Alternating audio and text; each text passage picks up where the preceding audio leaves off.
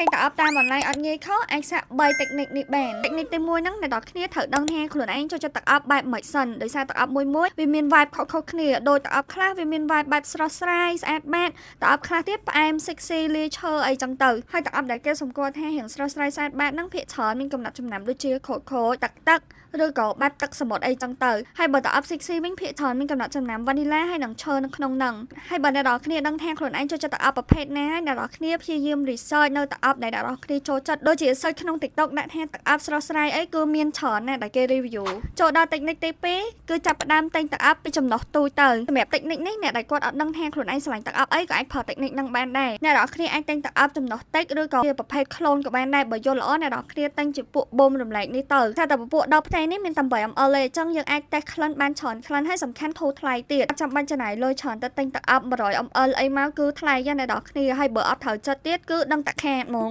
technique ទី3វិញគឺសំខាន់មែនតើហ្មងអ្នកនរគ្នាត្រូវរក page ណាដែលអាចទុកចិត្តបានអ្នកនរគ្នាអាចរក page ណាដែលគេលក់យូរឆ្នាំហើយមាន review ច្រើនបើអញ្ចឹងទៅយើងអាចជៀសវាងនៅ page scam page បោកឬក៏ page ដែលលក់អាវ៉ាន់ដែលមិនសុទ្ធបើអ្នកនរគ្នាពិបាករក page ដែលអាចទុកចិត្តបានអ្នកនរគ្នាអាចជឿទៅអត់នៅ page Alphaman បានយើងធានាទាំងសេវាកម្មប័ណ្ណពិសោធន៍តម្លៃសមរម្យទៀតហើយសំខាន់គឺយើងមានទឹកអប់ច្រើនជម្រើសមែនតើឲ្យបងប្អូនជ្រើសរើសចឹងសម្រាប់បងប្អូនណាដែលគាត់ចង់បានទឹកអប់អាចតាក់ទង page Alphaman បាន